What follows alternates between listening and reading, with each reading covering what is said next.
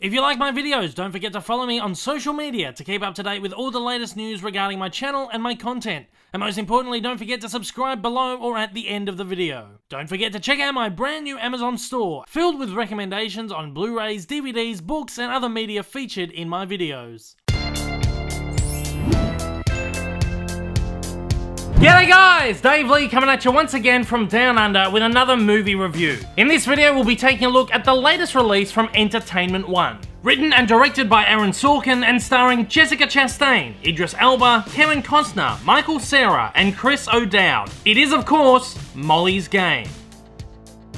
Molly's Game is the true story of poker princess Molly Bloom, Olympic skier cum cocktail waitress who ends up hosting the world's most exclusive high-stakes poker games, attended by elite movie stars, filmmakers, sportsmen, business tycoons, and against her knowledge, the Russian mafia. After almost a decade, Molly's poker games become the attention of an FBI investigation, leading to her arrest in the middle of the night. The movie tells the story not only of Molly's poker games, but of her arrest and fight for freedom, all the while protecting the identities of those involved in her racket. The story of Molly Bloom isn't one that I was all that familiar with going into my screening. I had heard stories about her poker games and all the famous faces that were involved quite a while ago, but I didn't really put two and two together until I'd come out of my screening. As with the recent release of All the Money in the World, I felt that not having a real background of the events that were in this movie helped me enjoy it a whole lot more. For a movie about poker, this is an incredibly thrilling and exciting story, and not really knowing where the story was going to go next continually kept me guessing what the trajectory of the story was going to be. This, for the most part, I believe is due to the incredible writing of Aaron Sorkin. Sorkin has been one of my favourite screenwriters of the last 2 or 3 decades, if not my absolute favourite. He's probably best known for his feature work on The Social Network, Moneyball, and A Few Good Men, as well as his tremendous television efforts with The West Wing and The Network. With Molly's Game, Sorkin is once again, well, on his A game, and delivers what I think could quite possibly be some of the best writing of his career. Sorkin is probably best known for his ability to write really brilliant dialogue, which usually comes in the form of long passages of smart, quick, and snappy exchanges. As expected from Sorkin, who's made this kind of thing sort of a trademark of his works, this movie features a lot of dialogue. From the gorgeous narration of Jessica Chastain to some heart-pumping soliloquies from both Chastain and Idris Elba. Really chatty movies can often be quite boring, but there's something about Sorkin's writing that makes long dialogue-heavy moments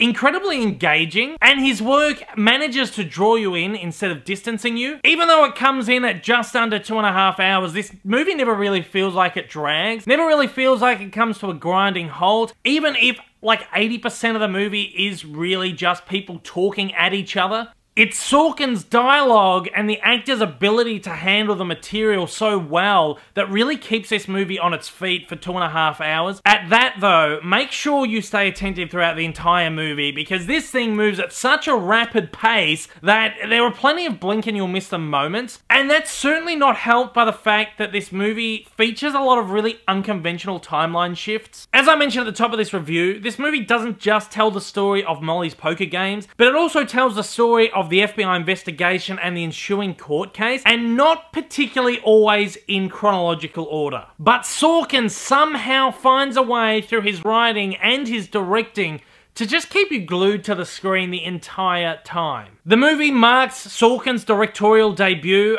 and though while he proves that he is a competent director, I don't feel like he did anything incredibly groundbreaking with this. I really feel that it's his ability to tell this story through his screenplay that really shines in this movie, and I really do believe that his screenplay should garner at least an Academy Award nomination. His direction, probably not. Jessica Chastain's portrayal of Molly Bloom in this movie is absolutely brilliant. I've enjoyed Chastain's work in the past, but I feel like Molly's Game proudly makes me a fan. Chastain's performance is strong, powerful, and exhilarating, and truly makes this far-fetched true life story a thrill to watch. Just as Bloom in real life, Chastain commands the room every time she's on the screen. This is a powerhouse performance from Chastain. Idris Elba, who plays Bloom's defense attorney Charlie Jaffe, is fantastic in this movie as well. Elba plays it fairly safe for about the first half of the movie, but after the middle act, his performance really kicks into gear. What I thought at first was a completely wasted opportunity for Elba to deliver a completely exuberant performance really turns into just that after the halfway point. Elba's performance here really should be seen as a masterclass in acting, studied for his ability to build his character and his character's boiling emotion over the course of the film. It is a performance that makes me scream for those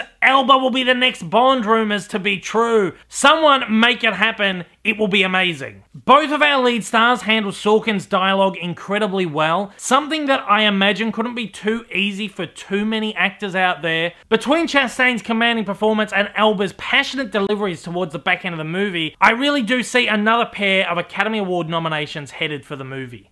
Cera handles his dramatic performance in this movie fairly well, but I felt like he really didn't get much time to shine. Neither did Chris O'Dowd, who delivers a really witty, funny performance, but I just felt like it was over all too soon. Kevin Costner was really good in this too, but similarly, I felt like he was incredibly underutilized in this movie. He is featured throughout the movie, but I felt like it was more of a cameo than anything, as he really sort of appears in just sort of short stints at a time. If you want to go in seeing a Costner movie, this definitely isn't it. He is, however, given a major spotlight in one scene of the movie where I felt like he just completely radiated on the screen. It's one of the film's most emotionally captivating sequences, and I feel like even for a scene that's maybe about 5 minutes long, it really is one of the best performances Costner has delivered for a very long time. However, that being said, as one of my favorite actors, I kind of can't help but wish that he had a little bit more screen time and had a bit more time to work with Sorkin's dialogue. He really would have been able to build something really special with this movie. But I think,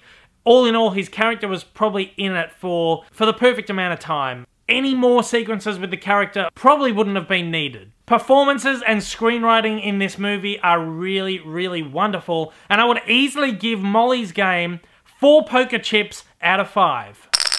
While this movie doesn't quite reach the heights of Sorkin's previous efforts, Molly's Game still is an entertaining thrill ride of balls-to-the-wall, high-stakes excitement that really does leave you breathless and exhausted by the movie's end. And that's not necessarily a bad thing. It's almost like that euphoric exhaustion you get after a really great workout. I mean, watching any of Sorkin's works really is like having a mental workout. And I try to say that in sort of the least pretentious way possible. Molly's Game has already opened in cinemas across the US and the UK, and opens in Australian cinemas on the 25th of January 2018. Thanks so much to my brand new friends over at Entertainment One for providing me with media passes to check out a preview screening of this movie for the purposes of this review. If you're a first time viewer of my channel and you've liked this review and you'd like to see more like this in the future, then please, at the end of the video, give me some support and hit that big old subscribe button in the middle of your screen. To all my regular viewers out there, thank you once again for joining me. To absolutely everybody out there, don't forget to hit that like button down below. It does a great deal in getting my videos out there. I hope I'll see you all again soon, guys. Until next time, take care, and I hope you have a wonderful day.